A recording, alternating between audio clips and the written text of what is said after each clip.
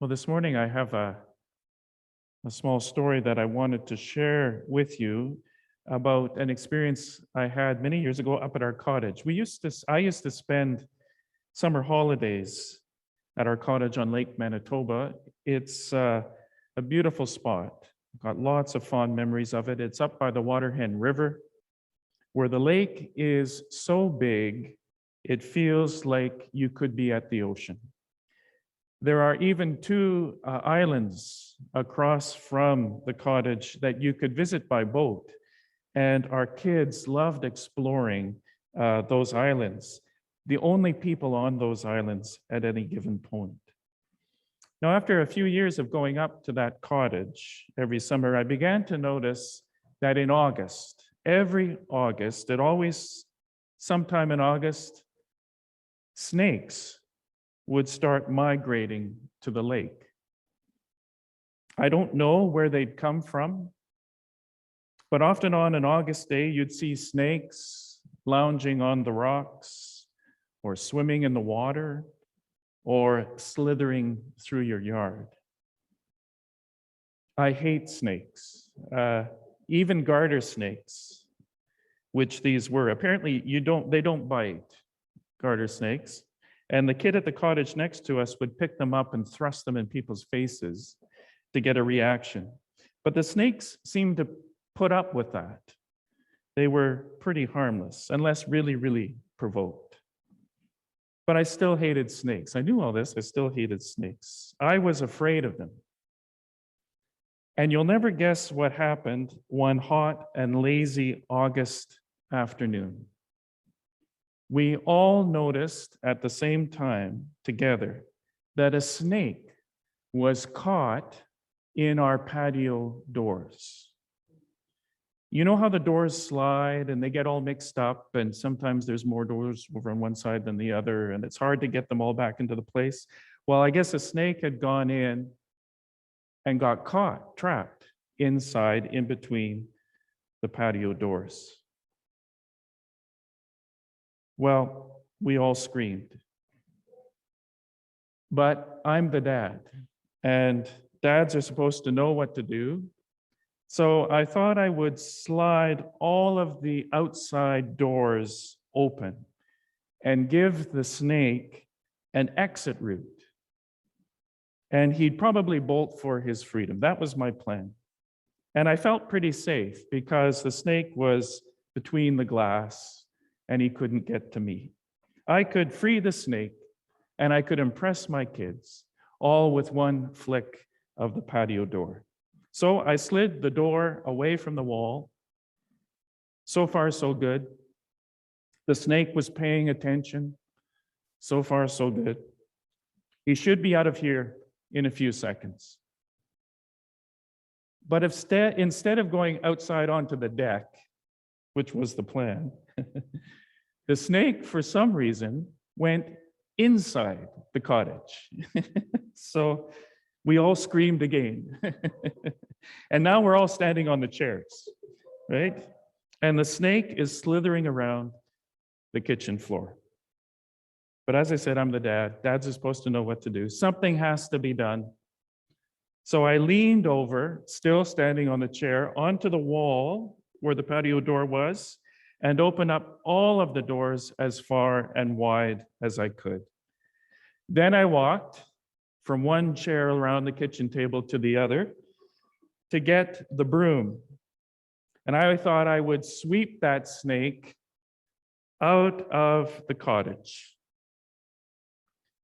But thanks be to God, while I was doing that, and while we were all screaming and yelling and panicking on chairs, that terrified snake took advantage of the opportunity of the open door, and he bolted out of there on his own as fast as he could before I could ever use the broom handle to scoop him up and get him out. He was gone. We all have fears. Mine might be snakes. Or heights, that's another one of mine. Or flying, I'm very afraid of flying. Or speaking in front of people, that's also one of my fears. Sometimes the dark. I'm afraid of the dark. Doctors or dentists, I'm sometimes afraid of. Bullies, we're all afraid of them. And when we're afraid, we usually want to run in the other direction. But sometimes we can't run from those fears as much as we'd like to. Sometimes we have to do something, even if we're afraid. I had to get that snake out of the cottage, even if I'm afraid of snakes, or else the snakes would all be moving in and taking over the place. And when we act, when we're afraid, you know the word for that. We call that bravery. We call that courage. The Bible has many stories of bravery and courage. And today we're going to hear one of them about a woman named Esther. Esther was afraid of someone who was very mean. But she had to talk to him in order to save some people's lives. Esther could have walked away from her fear. She could have run away, but she decided not to run away. She decided to stand up to her fears, and she acted anyway. She took a risk, and she saved hundreds of lives just by talking to someone that she was afraid of. That takes courage. Esther was brave. And that's why the Bible remembers her and why we honor her story. You can be brave too. God has a way of getting us through the things that scare us. When we do the right thing, even when we're afraid, God will be with us.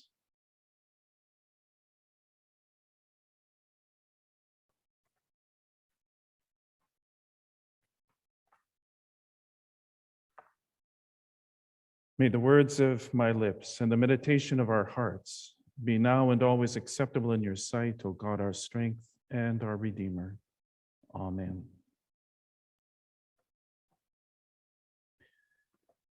What day is it? Asked Pooh. It's today, squeaked Piglet. My favorite day, said Pooh. You have to love Winnie the Pooh, because in his bumbling way, he always seems to get it right. Forget about worrying about the future. Forget about being nostalgic for the past. The present, this moment, this day, this time is all that matters. Today is my favorite day, he says. Maybe because it's the only day that we have. Do you remember that old red hymn book prepared jointly for the Anglican and United Churches? The opening line of one of those hymns in that book is, "Thank you, O Lord, for the time that is now." A hymn that could have been written, I guess, by Pooh himself. The time that is now. Now is all that we have. This moment is everything. I want us to remember that as we reflect on the book of Esther this morning. The whole book is interesting, and it won't take you very long to read if you want to read it for yourself. Esther is a Jewish orphan. She's living in exile in Persia. She's raised by her cousin Mordecai. Mordecai is an official in the Persian court, a faithful man, a law-abiding citizen. He's aware that the queen has been deposed. The king, for some reason, falls out of favor with her. And so the hunt begins for a new queen. And Mordecai encourages Esther. And she, along with a whole slew of young women, compete for the king's attention.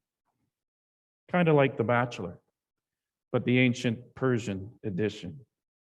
And sure enough, Esther wins and becomes queen, even though the king, who is Persian, is not aware that Esther is Jewish. Now, as I said, Mordecai is a faithful Jew, extremely loyal to the king, but careful not to bow down to an earthly power. And that's what gets Mordecai into trouble in the book of Esther, because the king decrees that everyone should bow down to his second in command, whose name is Haman. Haman is the kind of bureaucrat that all of us hate. Conniving, self-centered, untrustworthy, unstable, narcissistic, you can go on and on.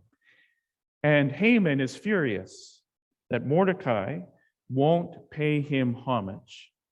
And so he decides to trick the king into issuing a decree to slaughter all of the Jews in Persia. In other words, a genocide. A genocide is the only way to satisfy Haman's bruised ego. Now, Mordecai realizes that something needs to be done, and quickly, to prevent this bloodshed. And he realizes that Esther is perfectly placed for this job. He asks Esther, the queen, to plead with the king. But Esther refuses. She's too afraid of the king. He's unpredictable. He's stupid. He's erratic. He could just as easily dismiss Esther as he did the first queen. And then, in perhaps the most famous passage in the whole book, Mordecai says to her, "Who knows whether it was not for such a time as this that you were made queen?" That's the clincher. Maybe you were made queen for just such a time as this. This is your moment. This is your now. And sure enough, after calling for a 3-day fast, Esther agrees to act on behalf of her people. And that's where today's lectionary picks up, the passage we heard this morning. There is Esther, this is the whole core of the passage, explaining Haman's scheming to the king. And the king is so upset at being tricked by Haman that he demands his life. He's off to the gallows. No one feels any remorse for Haman or for seeing him get what he deserves. And it is Queen Esther's courage on behalf of her people that is celebrated to this very day in the Jewish feast of Purim. What day is it? What time in your life are you at? Where are you now? I've been thinking a little bit about this myself lately, because in about the last 5 weeks or so, I've become an empty nester. It started in mid-August when my 19-year-old cat died. And then a week or so after that, my son and his dog, who had been living with me for about a year, moved out to his own place. And then in early September, I took my daughter, my youngest daughter, to New Brunswick for university. And then when I got back, my other daughter left with her cat to continue her studies at the U of M. In August, counting cats and dogs and people, there were 7 of us. In September, there's now just me. And in fact, on Friday, I just got a text from my youngest daughter in New Brunswick saying that her boyfriend was coming around Friday night to pick up the fish. So you know how lonely you are if you're pining for the company of a fish. So I really am down to 1 in my house all of a sudden. And it seems so big, this house. And it seems so quiet, this house. My food bill is a sliver of what it used to be, so I'm not completely complaining. And I look around and think, where am I now? What time is this now in my life? What should I do with this time and with this space and with this change in focus? What is this new day? That's an interesting question that you've probably asked yourself at least once or twice in your life. It's a question with some spiritual weight to it, isn't it? Where are we now? Queen Esther may not have wanted the task or even foreseen it, but she found herself in a moment of great need. She found herself in a time of danger. And she realized this was her time. As Mordecai said to her, maybe it's just such a time as this that you were created for. You and I may not have been asked to stop a genocide. But the point remains, is this just such a time as I was created for? Perhaps for such a time as this, you have no greater job than changing diapers or tying the shoelaces of the future. Perhaps for such a time as this, you are working at your job, speaking up at that meeting, doing what you do with excellence. Perhaps for such a time as this, you're reaching out a helping hand, or taking time to listen, or brightening someone's day. What does it mean for you to be here and now? The second question we might ask ourselves is, what is your role in this moment? Esther accepted a role she initially refused. She knew it was no easy task to approach the king, especially a king so volatile as he was. She knew she faced dismissal, possibly even death. And she weighed the options and she came to a conclusion. If I perish, I perish, she says. Her role in this moment was to speak for every Jew under the threat of slaughter. Her role was to speak truth to power and to expose corruption and to advocate for a better way. Again, our roles may not be so dramatic, but the question is the same. Which of your many roles is coming to the fore or rising to the top? Which role do you want to take on that perhaps you couldn't take on before? Maybe it's a time to be a student of something. Maybe it's time to be a parent. Maybe it's time to take action in a way you haven't done before. Or maybe it's a time to pull back from a role that you've played for years but no longer find fulfilling. Maybe your role will be to mentor, to encourage, to support. Maybe your role will be to lead, to advocate, to raise awareness. Maybe your role will be the burr under the saddle. Or maybe your role is a calming presence in the midst of chaos.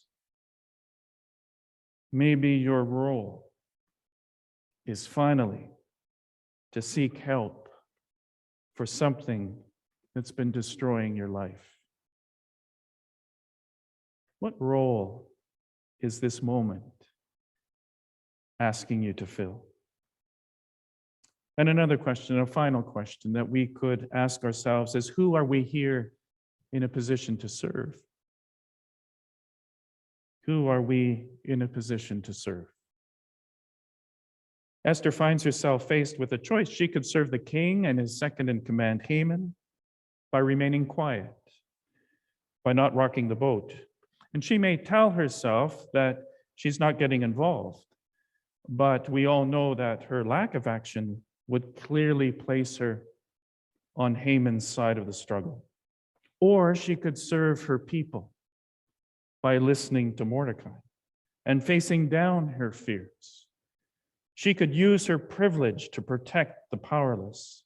Her choice is exactly why we remember her today. Her choice to serve and save her people was a choice to serve God. That's why this question is an important one for us. At some point, you may need to make a difficult choice that places you at risk for the good of someone or something else. It might be as simple as refusing to laugh at a racist joke.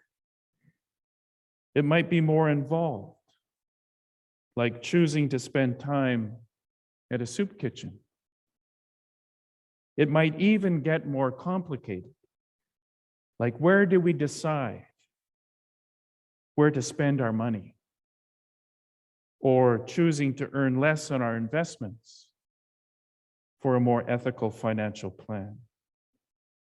Difficult choices, but choices to serve God. For just such a time were you made. What is your role? And who do you serve? So think about Esther, and then think about yourself. She had some things, she lacked others. She had access, she had intelligence, she had a plan, but she didn't have security. She didn't have it all easy. She didn't have experience. She didn't have confidence. You too have some things, and you lack others. Maybe you're starting out in life and thinking, I'm too young to be worrying about these things. Or maybe you're getting on in years and thinking, I made all those decisions a long time ago. But along comes that exasperating man, Mordecai, who taps you on your shoulder and says, look at all those parts of your story that make you unique, especially those events that felt like setbacks at the time, but are now vital to who you are. Look at the position you're in now. Not obsessing about what it's not, but seeing the unique opportunity that you have. And then look at those massive challenges in front of you. In the world, in the church, at work, in your community, in your neighborhood, in your family, in your own heart. Maybe, just maybe, Mordecai says, this is your moment. Maybe you've been given all these experiences so that just at this very moment, you could do what no one else could do. You could be what no one else could be. God made you just as you are for this very moment, for this very role, to serve this very people. Maybe all of this has happened, and you came to be here for just such a time as this.